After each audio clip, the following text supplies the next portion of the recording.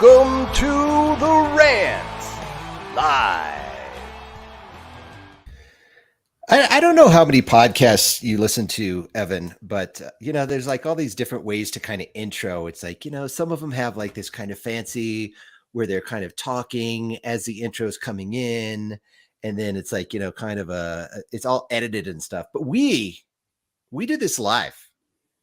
All right. So if you're wondering why there's such this high quality and a live show, that's why we call it the Rant Live, even though it's a podcast, because we do the show live, because I think it's funner that way anyways. And I don't want to do all the editing. Right. Yeah. I think there is something to be said for giving yourself the excuse. And I do this sometimes when I'm writing stuff. There'll be certain times where it's like the lineup sometimes where I'm like, you know what? The Cubs have lost 9 in a row.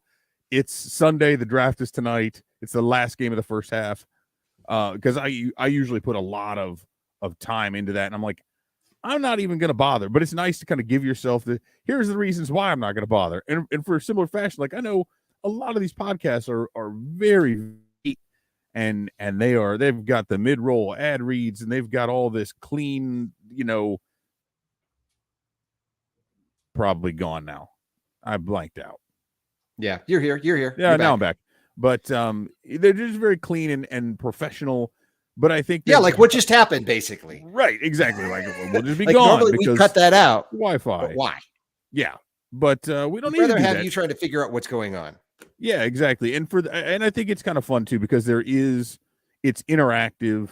For the most part, every once in a while we'll get some weirdos in there. But we can kind of interact live on here, and then it can kind of continue to live on in its podcast form, or on YouTube like after the fact. Yeah. So yeah, so we can actually go back, which I've done every once in a while. Like the difficult part about it though is we are kind of over the map and all over the map, and it's difficult. Like I'm like, I think one of us made a really good point on one of those shows. Yeah, now I got to go back and find it, and I'll like cut through stuff. But there were like, for instance, and it was kind of cool because I was actually just checking Facebook and looking at some things there, which I don't do very often. But I recently posted something about Scott Efros. Like on Saturday, I wrote something up about it because he had, or maybe it was Sunday, because it was on Sunday, because he had appeared in both games on Saturday. And that, like, there was a post that I wrote early on just about his slider and change up and some of that. So I was able to go back to the show that we had him on prior to the season and just pull some of his quotes from there about how he tries to throw those pitches and what he's been working on and stuff like that. It's pretty cool because we can go back and kind of use those things, right? So rarely am I able to do that though, because I know I ramble a lot and I'm all over the place, and it's not very easy if I ever actually make a good point to go back and find where it is. So that's why it's fun to do it live.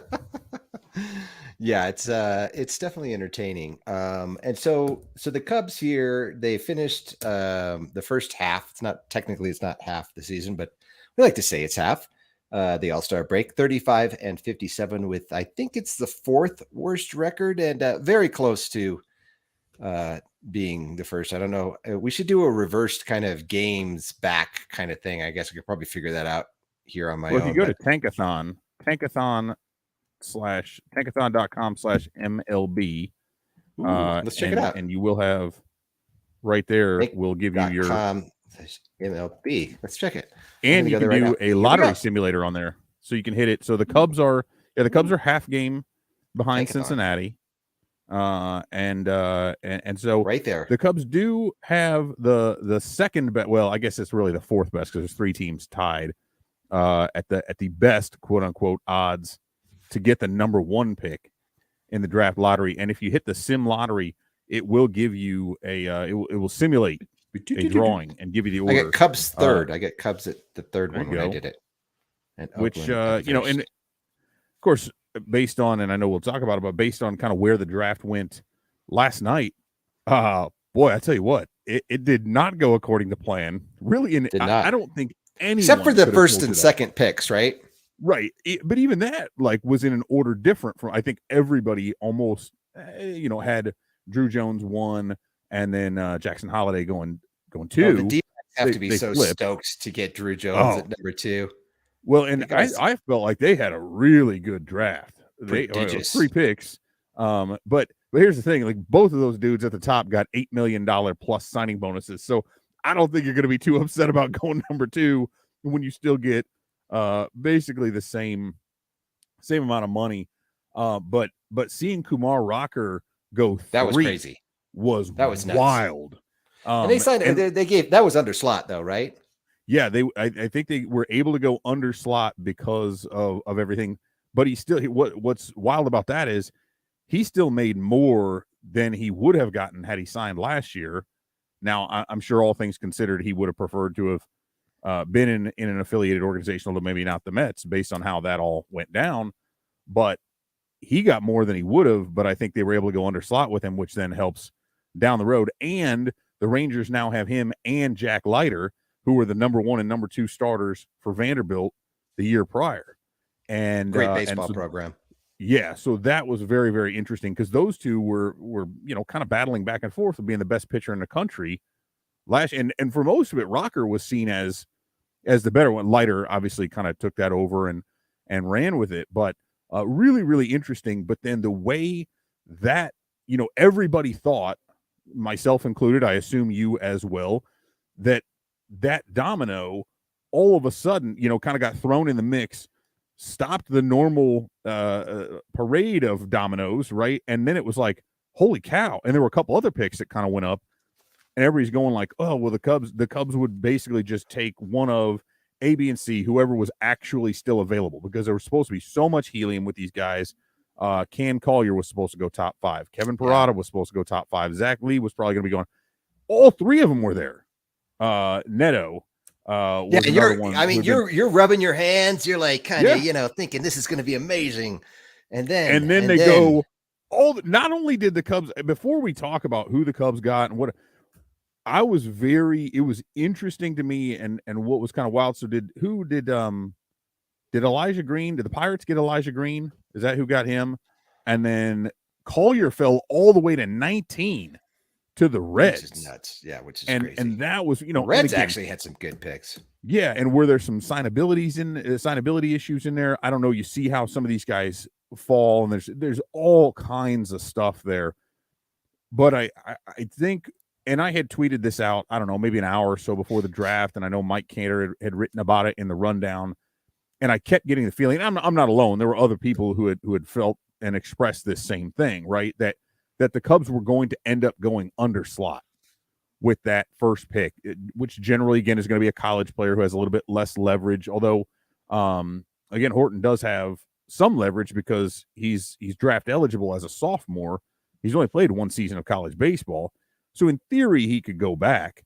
But I think all the numbers and the speculation that I've seen is that is under slot, and then that they would try to go over slot for their second round pick. And again, by all appearances, that's what they have done.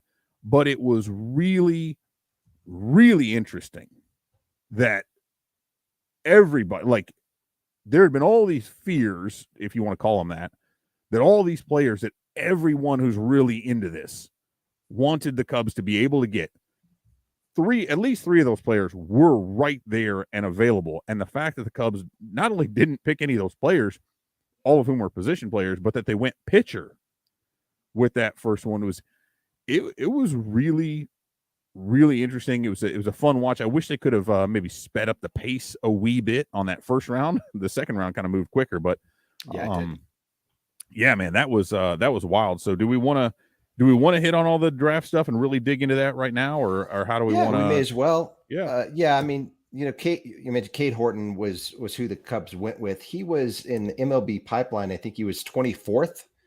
And so seeing him go at 7th, one thing that I want to point out, which is something that I read over on our friend's website, Bleacher Nation, was that he might not be as under slot as we think he is, because he does still have 2 years of eligibility left at Oklahoma.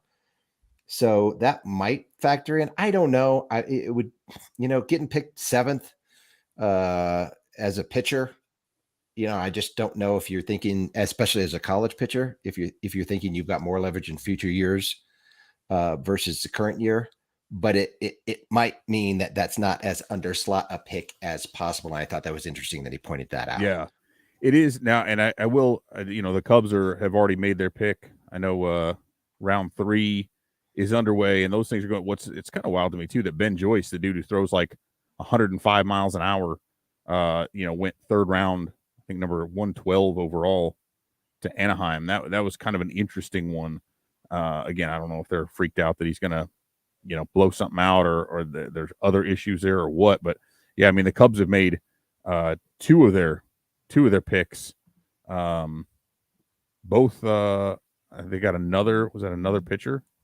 Yeah, they got another right-handed pitcher. Who'd they get? Nazir. I don't know if it's Mule, M-U-L-E, or if it's Mule. I am not familiar with him. Prep pitcher. Let's check it out. Once you get past like the top 10, I'm a little bit out of it on that. And in round 3, they got Christopher. Is it Paciola, who is a shortstop, a high school senior from Temecula Valley High School in California. So meet me in Temecula for those 6'2", 185. Again, I could probably pull up a scouting report and try to sound smart about the guy, but no idea. So that'll be interesting. But again, that's 3 prep players in a row that they've taken. So rounds 2, 3, 4, all prep. But hey, we're frozen on somebody's end. Hopefully, yeah. No, I'm here. Everyone. Yeah, I know. I was like, I don't know. I heard you the whole time, but frozen. Well, and so the other thing, so you mentioned about the maybe not too much under slot, although I did read something on Fangraphs, and it sounds like there are a couple things here. One was that the projection on Horton was that he would need about a $4 million bonus. Now the slot there was about 5.7. Yeah. So that's still 1.7 under. And then if you go back to their 2nd round pick, which would be Jackson Ferris, Bueller's Day Off, that I think the slot there was around 2, and that or maybe it was 2, and he would need about 4. So they're both in that same area. But if you save 1.7 up here and you can move that down, my thought on it though is it would be really weird to go and I know he was rising a little bit on draft boards, Horton that is, but it would still be a little bit odd to kind of reach there or go off the board in terms of who people thought they would be going after, right?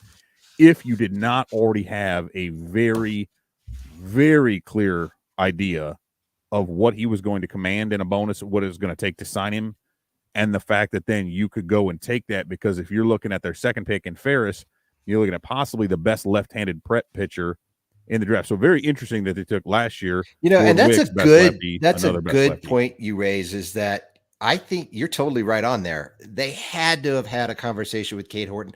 They had to have known what it would have taken to sign him.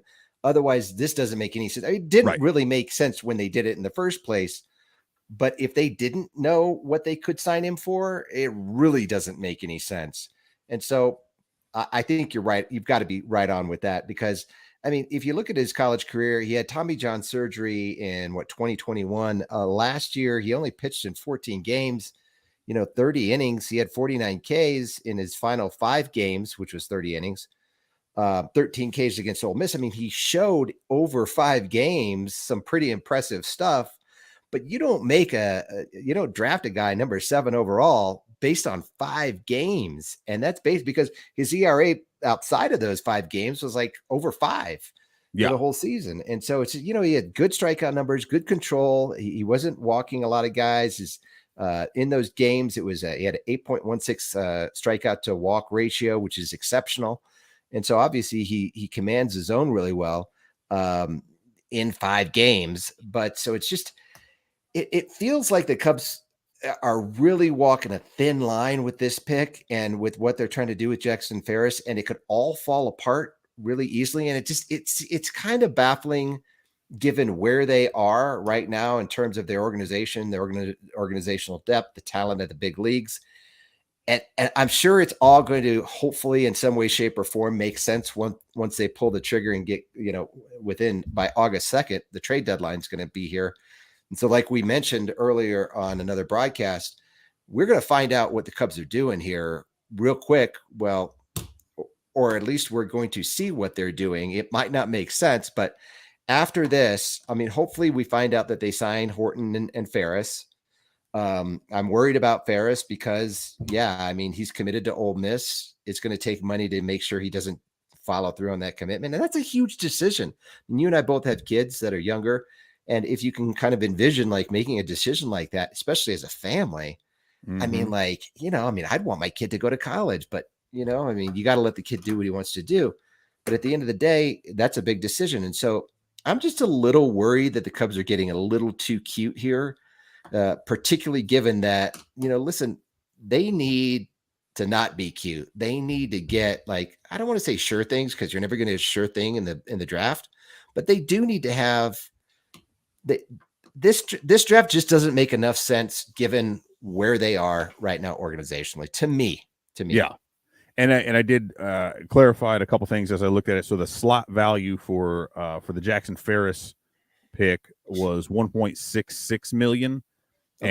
And again, the thought was that he might need around 3.5, 3.6, somewhere in there, right? So if they're able to save, you know, hey, 1.7 ish, which is again the thought, 5.7 to if they're able to get Horton a little bit less and they roll that in, and again maybe, you know, maybe there's a couple picks down the line that they save a little bit of money on. Here's my thought though on Horton. Like everybody says, he's got leverage, right? Because he can go back to college, but if we think about that, right? Here's a guy whose value improved dramatically based on 5 starts in the College World Series, and you know they're in the postseason. So yes, that's legitimate, but he just got drafted 7th overall. So and again, I know that, as the 24th ranked prospect. Yeah, and so you know, is there really leverage there? Like the leverage is, I think I can go back to college and still be a top 10 pick next year, because if you fall below, let's see, and now these slot values could change, but if we look at I mean, that's what he'd have to do, right? Is say, all right, $4 million. He's got to be better. He's got to be a lot, like at $4 million, you're looking at the number 14, number 15 overall pick. I'm sorry, 15 is 4.08 million, then it drops below. So you've still got to, and that's where Dylan Lesko went, interestingly enough. You've still got to be picked in the top half of the first round next year. That goes away completely if you have a rough season, even if it's just an okay season, like pretty good but not great, or you get hurt or something happens, right? To me, I don't know how much leverage he's truly got. I don't buy that. Now, I could be wrong, and maybe they pay him there. But you know, as you said, it's there's this idea that they got cute, that maybe they kind of did this like, hey, we're the smartest people in the room and we're going to save some money with this first pick and go down, and they did that with Schwarber, and then they ended up getting Dylan Cease, both of those players. Let's not talk about that. Not with the Cubs anymore. And Cease looks like the best pitcher doing on the planet. Very well elsewhere. Yeah, who's somehow not on the All-Star team. That's beyond me, but whatever. But they've done this, right? And so here's though the flip side of that. You could also look at that and say, look, we believe Horton would have been, you know, had he not been hurt in 21, had this been his, and then, you know, maybe he'd have to play another season because of draft eligibility and the timing. But we believe this guy is absolutely top 5 talent. We think getting him at 7 is actually a value. And you look at how well he pitched there. He is a college guy. What is he, 21, 22 years old now, I think, because he's a red 20. shirt. He'll be 21 in August. So he's actually a little bit, that's right. He'll be 21 in August. I wrote about that when I wrote about him, so I should know that. So he's not necessarily, he's certainly not older. It's not like you're getting a junior necessarily, but he's pretty close to that age. If he does as well as what we think, he's touched 98. He's got a wicked slider. The changeup is coming along. There is potential there for him to move pretty quickly, because the Cubs don't have a bunch of, we can talk about some guys that they have that throw hard. We can talk about some of their stuff, but these are 2 pitchers they got who throw really hard, who have swing and miss stuff. And that's something that they've not really gambled on quite as well at the top of the draft. And so I think they're looking at this now. What they do the rest of this draft, you know, gosh, after I mean, we've seen these guys. They got high school pitchers with picks 3 and or one high school pitcher, high school shortstop on picks 3 and 4. Clearly, they are not looking to get guys who are going to come up through the system quickly, right? That so far is what we've seen, other than maybe Horton if things work out. Yeah. So what this tells me is one of two things. Either A, they intend with the trades they make for Wilson Contreras, Ian Happ, and others to target major league ready players because, you know, a lot of the guys coming up through the system are moving pretty well. And I think we'll see Pete Crow Armstrong probably in Double-A by the end of the season. He'll probably start back there again next season. But, you know, Brendan Davis might make it to Chicago. Very doubtful based on the timeline, but, you know, they might give him a cup of coffee, something like that at the end of the season. But next year, I think we're looking at that. But that's only one player, right? Maybe Caleb Killian. So, again, they do either one of two things, and I don't think it'll be a mix of the two. They either target major league ready players who they believe can come in and at least to some extent make up for the production that's lost with players like Ian Happ and Wilson Contreras, right? I'm not saying they're going to totally all of a sudden be rookies that are equivalent to those guys, but players who you believe can come up and contribute right away while you're waiting another 2 to 3 years for the top of your farm system to completely mature into major league ready players, right? Or they do the same thing they did last year. They go very, very young, and they're basically looking at your Alexander Canario, Pete Crow Armstrong, Kevin Alcantara, maybe Ed Howard, right, as that kind of part of the wave, right? As those guys are, their ascension to Chicago will represent what Jed Hoyer talks about with the timing and knowing when to be aggressive, which if that is the case, we're talking 2024 before they get aggressive. My problem with this, though, is that there are a lot more ways for this to go wrong than there are ways for it to go right. Yeah. Particularly where you're putting so much weight on prospects and the future of your organization on these prospects. I mean, we all know how wrong things go with prospects. It happens all the time. And sometimes things go really right. I mean, you pick a guy in the 19th round and he ends up being an all-star, you know, so it feels to me like they're putting it's a balancing act, and it's dangerous. I just think it's dangerous. I mean, unless they go out and start trading some of these prospects for major league level talent, you know, like you're saying. I mean, what about Juan Soto? My God. I mean, obviously the Cubs aren't going to get Juan Soto, but that's shocking. Do you know what it would take? Like, it was because the package somebody put together on, and this was like a national person, so I'm not talking about like a Cubs, but it was like Christian Hernandez, Brendan Davis, you know, Caleb. It was something wild where you're looking at it, you're going, okay, that's cool, but like, who would you have to surround the guy with at that point, right? Because you're also going to move these other players if you're signing him, because you don't trade for Juan Soto and then not extend him, right? Exactly. Yeah, $500 million probably over. Yeah, I mean. He's going to want, I mean, that's the problem with the offer that they made him. I think it was $440 million or something like that over 15 years. And the AAV was just too low.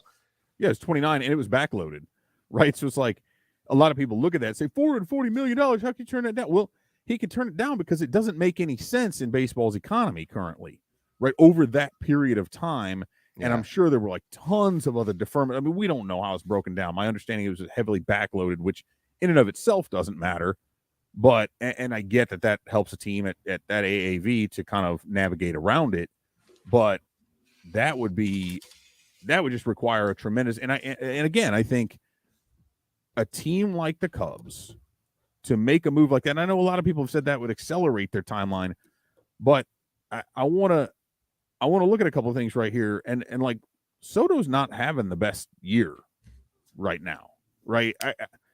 I don't want to indicate that for him doing this year, right? For him, I mean, it's like, but Nico Horner's got still has 19 home runs. Yeah, and Nico Horner's got higher FWAR though, so I mean, you know, I think we're underselling kind of the value that Horner can actually bring. And I'm kind of talking in general, right? Because a lot of people still think he's not very good or whatever, and I've been kind of low on him. That's gone. That's done.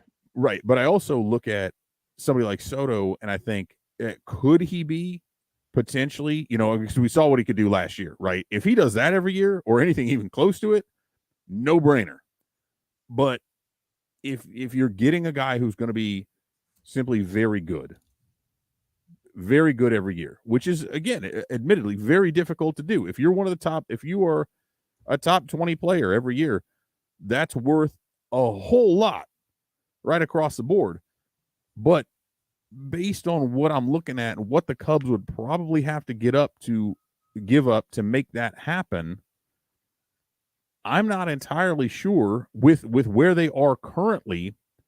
Because let's remember, the Washington Nationals suck right now, too. Washington's one of the three teams that are worse than the Cubs. So they don't make that move unless they get pieces back, like multiple pieces that they think can help them to become more competitive more immediately and at a lower eventual cost, right, than what it would take to extend Soto. So at the same time, if you're a team like the Cubs, what would you have to give up in order to make that work? And would it be so much that at the end it would just be a break even, or would shift things in a different direction? I don't know, but I tend to think that value is so insanely high on him right now from a trade perspective. Oh, that he's not a free agent until 2025. Yeah. So if you trade for him now, you still have control over him for several years. So, it's just, and I don't even know if the Nationals are going to trade him. I know that's what people are saying, but that doesn't, if they have him until 2025, then, right, they could very likely hold on to him. Right. And trade him anytime. Such a bidding war. Like if that's true, like for a guy like that, for the value that he possesses, they don't just have to sit there and be like, oh, that's okay. Like you could sit back and wait on whatever the hell you want, and you have to be in zero hurry whatsoever because you're still going to get they have all day tremendous amount for him. But I do think, and I tweeted this out a couple days ago or whatever, I feel like this was their end game because this is like the third time we've heard of them giving him an extension, a huge extension offer that he's turned down. And understandably so, right? People who get it understand why he would turn that down. But I also feel like this is the Nationals' way of saying, we know we're not going to give this dude the type of extension that he's going to want, but we're going to be very sure to put that out there publicly and then so their fans don't just burn him at the stake because they moved this guy. It's kind of similar to what they did with Bryce Harper, right? Where it's like, well, we had to trade him. We had no choice. Like, well, yeah, you definitely had a choice, but it's a PR thing. Is what it feels like to me, that this is their end game. We're going to make this big round number that we know he's not going to accept. And then when he doesn't, we'll say we have to trade it, and we'll put that off on our fans. We'll explain that to them as we had to because we needed to get better. He's one player. We got 5 back in return, whatever. I don't see any other way that's being played out. Yeah. Yeah, you're right. Now, going back to the Cubs draft picks, Cade Horton, he's got an upper 90s fastball, pretty good slider at about 90 miles an hour. So he's got some good stuff. Jackson Ferris, on the other hand, 3 really good above average plus pitches, mid to upper 90s fastball, a big curve, and a very good change. And I think the problem, at least an issue with Jackson Ferris that I've read about, is his release issues on both the curve and the change. They're not that consistent, but that's probably something you can work on as he gets into the system, right? Yeah, and I think he's kind of a lanky, was he like 6'4", young kid, obviously, and some issues with those levers and getting everything to work properly. One thing that I found interesting, so I saw. So the other thing is that he pitched at IMG Academy, which is like the sports school down there in Florida, where it's like I think it really got started, wasn't it? Mostly tennis. Was that like Nick Bollettieri or one of those guys like that? I forget who kind of got it started, but it's the tennis phenoms that would go down there and train and go to school.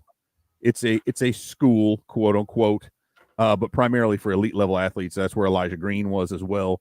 So you get some of these. I mean, they got basketball. They got I don't know if they do football there too. But anyway, so suffice to say, he's playing against high level talent, right? It's not as if he's just on some local high school circuit, but he had 10 outings as a senior, 10 starts for IMG Academy. He went 8-0 with a 1.33 ERA and had 103 strikeouts in 54 and a third innings. So that's pretty good. Almost 2 strikeouts per inning, which is solid. But a lot. That's a man among boys right there. Yeah, that's what that is. And that's kind of the thing is when you're talking about these elite level pitchers. Now, granted, You don't have to be the most dominant pitcher in the world at high school to go on and be successful in college and eventually to go on. And a lot of these guys, like we're seeing these, look at like David Bednar, all-star closer for the Pirates, right? Throws triple digits now. But if you listen to his progression, he'll say, like when he touched 88 in high school, he was ecstatic because he mostly sat like 83 to 86. And then when he got into college, it was okay. It bumped up a little bit. Now it's 90. Now it's 92. Now it's, and then that progress.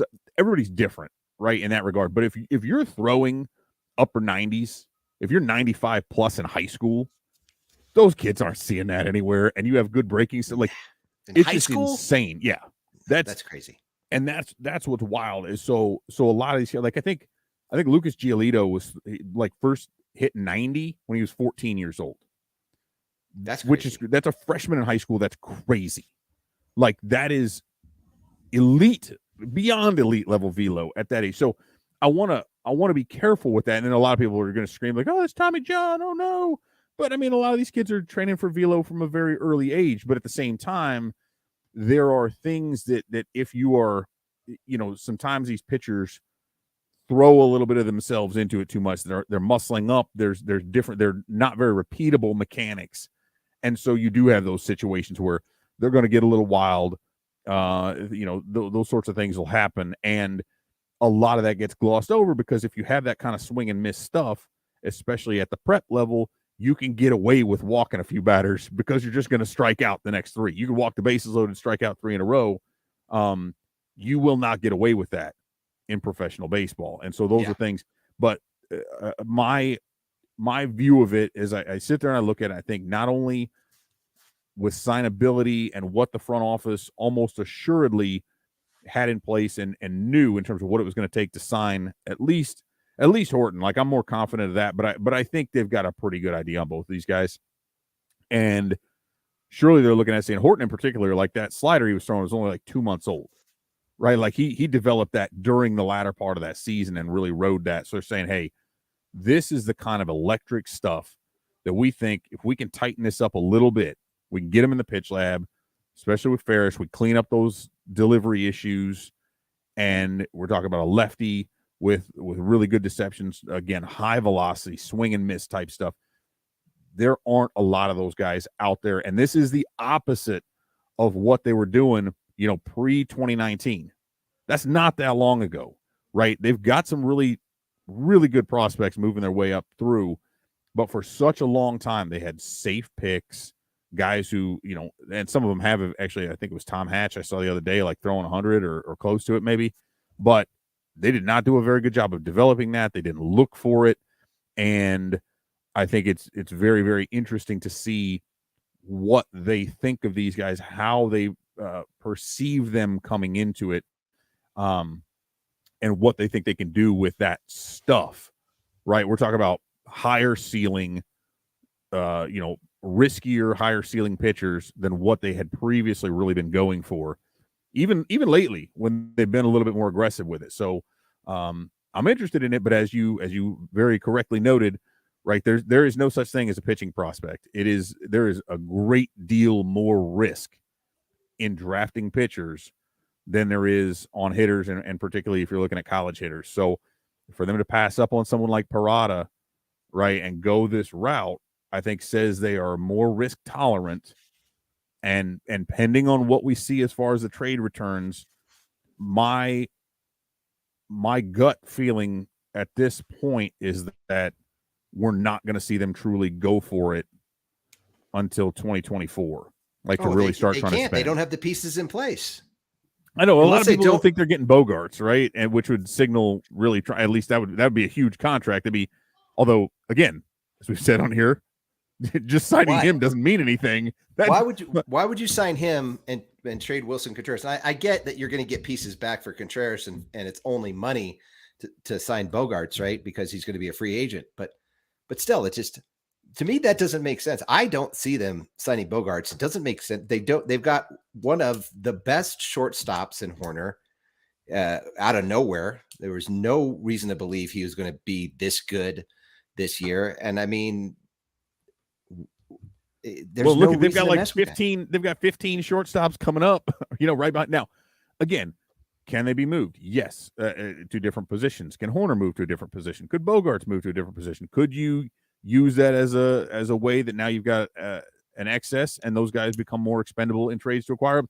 Yes, all those things could happen, but what I wrote and what I love it because it was split down the middle, right? Again, people either love the idea of Horner breaking out as a shortstop or saying, no, he actually is not any good. He needs to move. You still got to go sign a legit.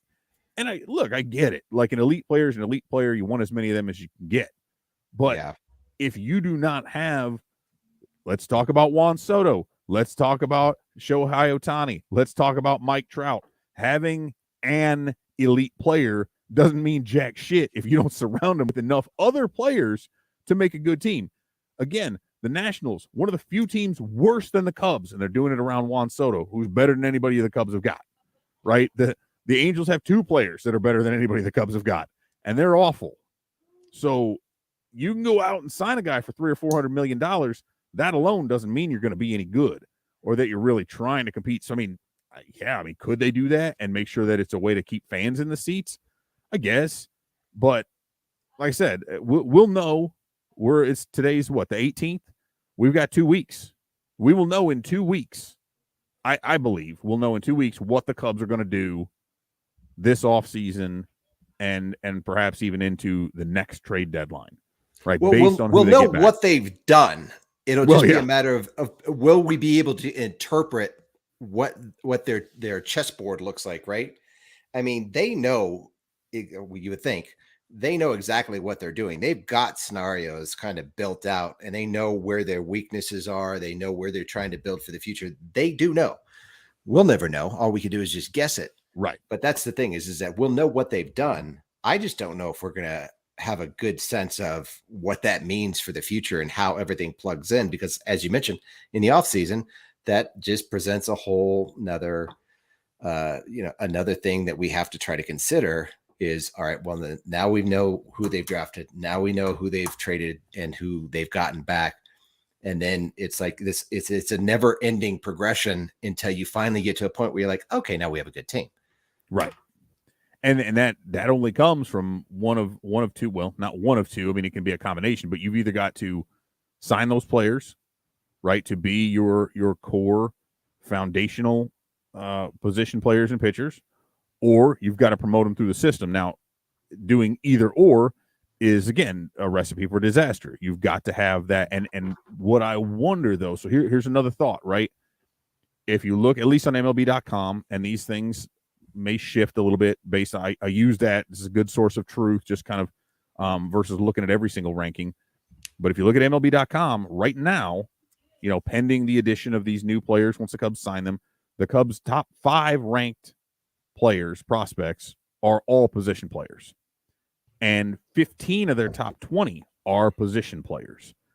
And so, again, if I'm looking at timing and I'm looking at balance and all of these things, I think we can pretty easily assume that if they are signed, the 2 pitchers they just drafted, first and second round, will move into that top 20, right? Somebody will be moved out. Things will shuffle.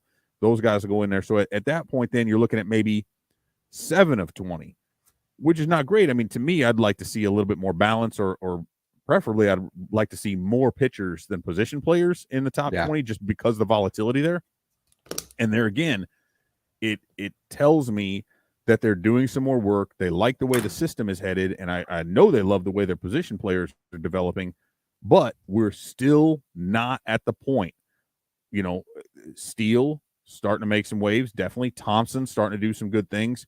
Efros is a guy in the bullpen, right? We're seeing some of that, but we're not at the point yet where you can say, and we've all forgotten about Adbert Alzolay. I feel like maybe a second half return is in the books. Like, I see him tweet stuff. He tweeted like a picture of a battery being almost fully charged. That was it. I don't know what that means. Does that mean he's ready to go? I think that's what that means. I hope so. Let me ask you this question. Will we finally hear from the Cubs general manager, Carter Hawkins? Because the last time we heard from him was when he was being introduced as the general manager. Well, he talked like last week, but there was hardly anything from him. Yeah, I would like, this seems like the time when he should be out there talking quite a bit, right? I mean, this is like his jam. I mean, I know Dan Kantrovitz kind of runs the draft, so to speak, VP of scouting. Sure. But this definitely feels like it's got Hawkins' fingerprints all over it, because he's supposed to be the pitching guru, right? That's what the Guardians were known for. That's what he's kind of come up through. And this feel okay. You've taken 3 pitchers with your top 4 picks, 2 of whom are high school pitchers. So now I start looking at that. I'm saying, well, one of these guys can be a fast mover, and that's cool. And again, bear in mind, one of those 5 pitchers currently in the top 20 is Braylon Marquez. So take that for what it's worth. But yeah. I don't know that anybody's counting on anything at this point there, when we haven't seen the guy do anything in 3 seasons outside of the inning against the White Sox. But I keep looking at that, and there's either one of 2 things, because if they're going to go for it, right, and as much as I like what Steele and Thompson have done, and I know Stroman's there and possibly Alzolay, but I don't look at that and see right now, like if you're a competitive team, if you're saying we are going for the playoffs, I don't see a 5-man rotation out of that I feel really good about going into the playoffs. I love what all those guys are doing individually. Stroman looked good the other day. He's looked good since he came back off the IL. Yeah. So it's still been very brief. I don't feel great about Hendricks, right? We don't even know when he'll throw again, when he'll even start a pitching, a throwing program again. It'll probably be into August. So they still need to go out and spend on a pitcher. That's my feeling there. Unless they're counting on all those guys to come up, and if they're counting on pitchers to come up, right? Is that Killian? Do you trust in that? How does that all go? I just look at this and say I feel like they're trying to balance that, and not that they're looking at the top 20 rankings and be like, we need 10 pitchers and what Jim Callis thinks of our, but it's pretty evident that they have a little bit more of a preponderance of position players, if I were to be alliterative. And I think there's some things they're either going to have to move some of those guys, which is entirely possible, to go pick up a couple of pitchers who are still cost controlled, maybe from a team that needs some young hitters. There's so many different ways they could go with this, but I can't. I can talk myself into it, but I can't completely find myself buying an idea that they would look at next year as their. I don't even know if I look at next year as their 2015. I know I've said that a few times. No, I've kind of talked about that concept. So. Yeah, I think it's as we've mentioned, they're trying to thread a needle here. And the thing that really bothers me and should bother every single fan that's a Cubs fan is that the Cubs should never be in this position. They're in what, the 3rd largest market. And it's just, it doesn't make sense that this organization, with the resources that they have, is in a position where we're all trying to figure out what the path forward looks like. And it's not real clear.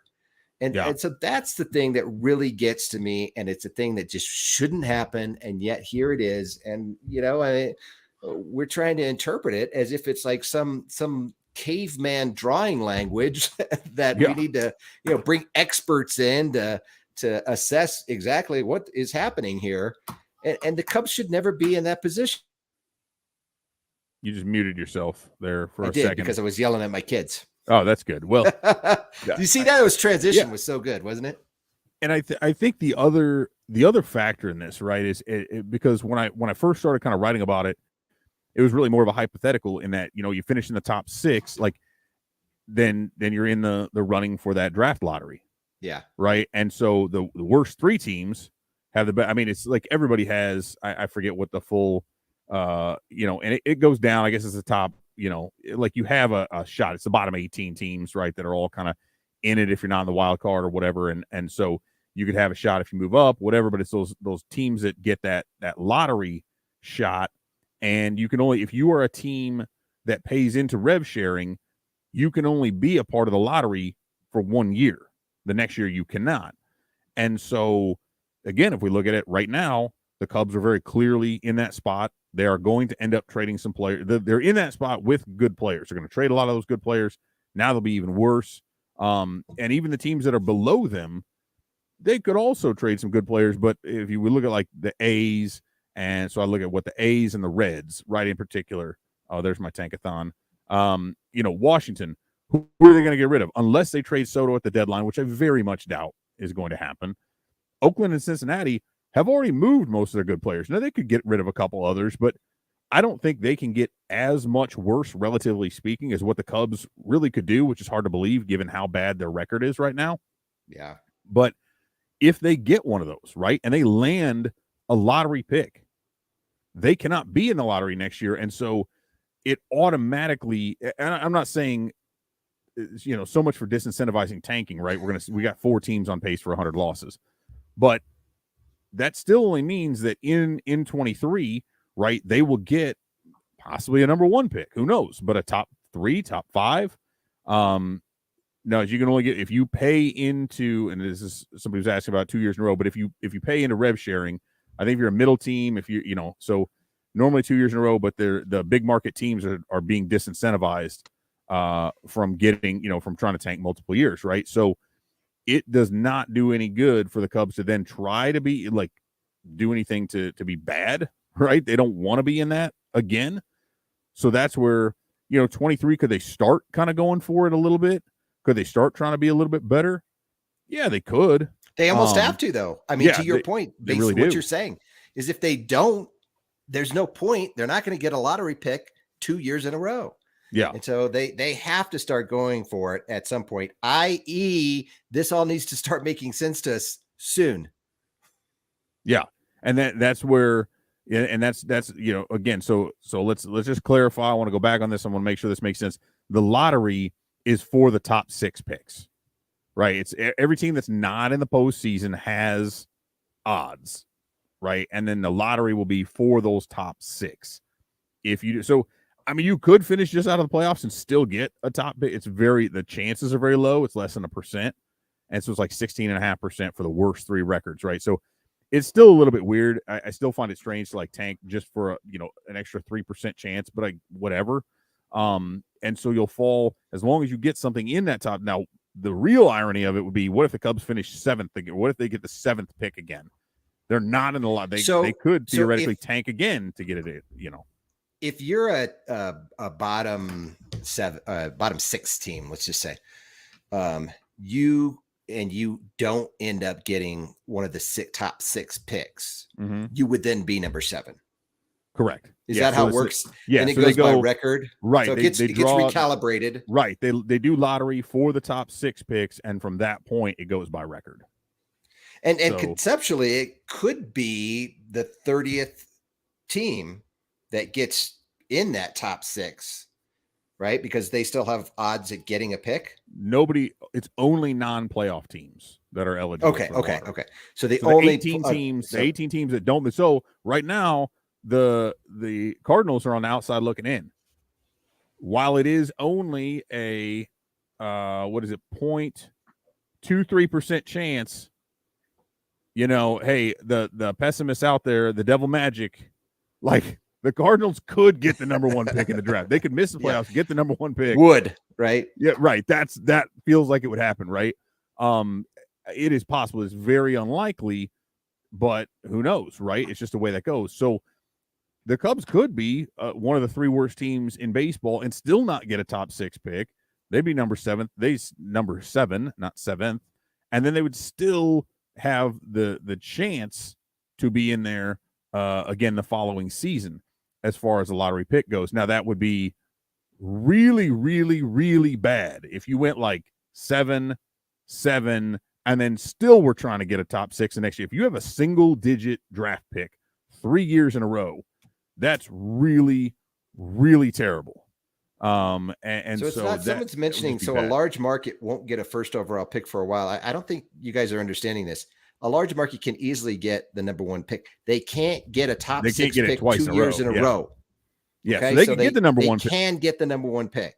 And then the best they could do the following year would be 7. Now they could reset everything and go after it again. But at that point, your returns would be so diminished. If you're that bad, again, if you're drafting in the single digits for 3 years in a row, which, I mean, the Orioles have done, whatever, that's a whole different thing.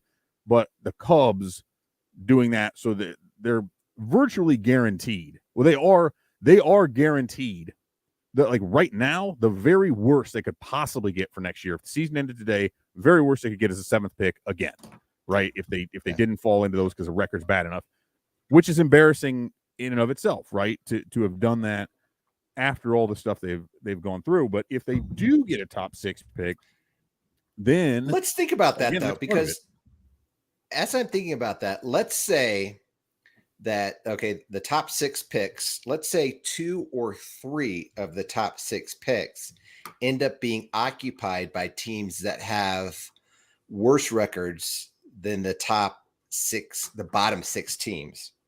And so they're displacing. Hold on. They can't be worse records than the bottom 6 teams, because the bottom 6 teams have the worst records. You mean better records than the So let's odds. say there are 3 teams that come in that have better records. They get the top 3 picks, so they displace 3 teams. Yep. That would have otherwise been in the top 6 if not for the lottery. Yep. So you've got 6 teams that are made up of 3 teams that are bad and 3 teams that are better than the Cubs. And then you've got teams, conceptually the Cubs could be 9th or 10th. I guess they could be higher, but it would have to be the odds weird against that, right? Because they drop off. So if you look at it, right, maybe. But if a team does come in, they below could. them, they could get to, like, they could pretty easily get to 4th. So for them to get to 8th, there would have to be 4 teams with better records than them and worse odds all getting in there. Now, here's the thing. Once you get, so at number 6, Detroit's at 6, they have a 7.5% chance. But then it starts dropping off. Pittsburgh, 5.5. Then you go 3.9, 2.7. So once you get to 10, so right now the Texas Rangers are at 10, they only have a 1.8% chance, and it drops off from there. So it's really a marked drop. You start out at 16.5%, and that's for the bottom 3 teams. And then it starts to drop by 3%, and then on down, and it keeps dropping from there. So the odds of that happening, and for it to multiple times for that to go down.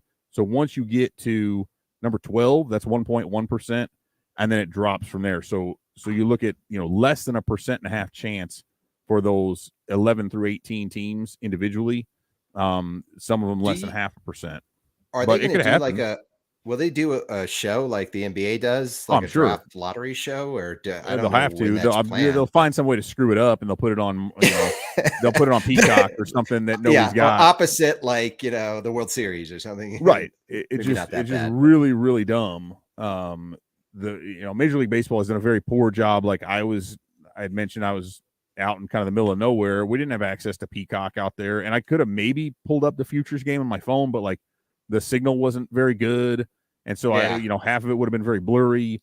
But it's just one of those things where you would think, right, put a program like that. Like those are players you want to showcase. You want to have more people see that. Yeah, that needs to be on ESPN when there are no other games. So like do it on a Sunday and don't have the Sunday night game and just have the futures game and do it like yesterday, for example, would have been a perfect day to do it. Right. And it just kind of feels like the timing of everything was a little wonky. Like they've moved the draft and they attempted to do it. They did do it, the All-Star right before the All-Star game, but it doesn't kind of feel like it got the pop that I think they were thinking that it would get. And, the fact that it started on Sunday and that there were games on Sunday, and it's just kind of like, why not overshadowed. Do it the day after the All-Star game, when there is no baseball, right? When you're waiting, like the All-Star game happens and there's a couple days, like do it when there's a baseball void. Because I think the way it happened is too, if you're watching your team during the afternoon and like that went on pretty long, right? So like I obviously wanted to stay up, see who the Cubs got, and after that, but then that first round, it just drags. And I get they're trying to be like the NFL and whatever, but it's also just a very, very different. Not only the way prospects develop in baseball, but the way like football players, like everybody knows who these football players are because there are so many high school players outside of we all knew who half of their dads were because they were also MLB All-Stars. So we had heard the last names before, but like in the NFL, who just about all these players are because they've been top level college players for the past year or 2 or 3. And so I just, Major League Baseball, it's a difficult sell because these aren't ready-made household names already. And so to try to make them that in the period of 5 or 10 minutes between picks and the way you go through those things, I thought they did an okay job. I was watching on MLB Network. I thought they did as good a job as they could have, but it's just not as easy a product to package like what you've got with the NFL, with the NBA. And it's just, so many of these highlights, they're showing these high school kids and they're showing them like taking BP at, a perfect game showcase or whatever. I'm like, cool. Here's a guy taking BP and fielding balls in the outfield. Like, that's great, but I don't know. It's kind of a tough deal they've got there. And the league doesn't do as good a job as it needs to of packaging and selling its product. Yeah, maybe someday. So heading into the second half of the season, the Cubs are 35-57. We anticipate they're going to trade Wilson Contreras. We anticipate they may trade Ian Happ. They're going to try. And then it's, unknown in terms of what pitchers, but you can pretty much assume they're going to trade who's the closer? Robertson. Robertson. David Robertson, and probably a number of other bullpen arms. They could try to trade Kyle Hendricks. The team should look markedly different after August 2nd and be substantially worse, if you can believe that or not. It's possible. So anyways, that means the Cubs, I'm looking for the second half. I think the Cubs are personally going to end up with the worst record in Major League Baseball. I guess it's pending what Washington and Oakland ends up doing if they trade, any of their top guys before the deadline. But I'm thinking the Cubs will be right there. I do not think this is going to get any better. I think it's going to get worse. I think they are definitely losing 100 games this year. But I don't know. Am I off base there? No, I don't think you're off base. I don't know that they can. I don't know that they'll be so bad because, Oakland's just atrocious and they will continue to suck. And if they do trade a couple of their guys, like, again, I think the Cubs have the potential to get more worse, to get worser than the other teams that are below them, right? Again, as I mentioned earlier, I think relatively speaking, they have more talent among the players that they are going to move that have a greater impact to because here's the thing, like, if you look at the games they're losing, it's not like the Mets blew into town and started blowing the Cubs out 8-0 every game. Like, they went to extras and lost both games on Saturday. They very easily, with a different hit here or there, or a ball bouncing a different way, could have won the last 3 games against the Mets, right? Like, no question. And so you take all that away, like you take away your Happ and your Contreras, is that alone, and then take away your closer, which I don't think, again, makes that big a deal because how many games are there really to close when you're not winning very many? But you take away their top 2 position players, and all of a sudden, boom, they drop. I don't know that they can get that much worse than the Nats or the A's. I don't know. They might try. No, they're going to try. I think they will find themselves solidly in competition for the best odds at the top pick. That's for sure. But at the very least, it's like I don't know if this is definitely not the right way to put it, but we're not going to have any hopes for them, right? I don't think there's many games that we go into staying up and trying to watch extra innings just because we are complete masochists and we love pain. I just, there's not going to be a whole lot of hope for that, but hopefully we'll be able to see some of these players coming up and maybe some moves be made that they can at least give us something to look forward to in the future. Yeah, I'm looking right now. The Cubs have 362 RBI total for the team right now. Ian Happ, Wilson Contreras, and Rafael Ortega combined have 100 of those RBI. So that'd be about a third of their RBI that they will most likely trade away. And Jason Hayward, in case you're wondering, has 10. So just I know everyone's dying to know that. Wonderful. So who do you like? Let's real quickly talk about the home run derby. You got Kyle Schwarber going up against the joke Albert Pujols, which is, I think, this is the stupidest thing ever. Juan Soto versus Jose Ramirez, Pete Alonso versus Acuna, Seager versus Rodriguez. Acuna only has 8 home runs so far this year, but who knows what ends up happening there. Who do you think is going to end up, let's say, in the finals, right? Do you know how the brackets break out?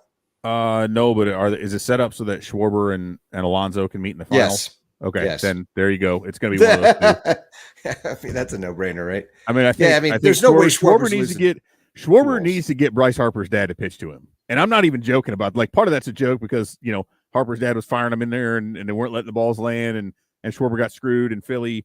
But I mean, Alonso's won it twice. Like, he's just built for this. Like, it just everything about him is He's like, been all right, through dude. it. He knows. Yeah, you know how to do the deal. Although, man, Schwarber has been just such a beast for the last year. I want to see him do it. My money's on those two being in the finals, but I can't go against Alonso and the pedigree there.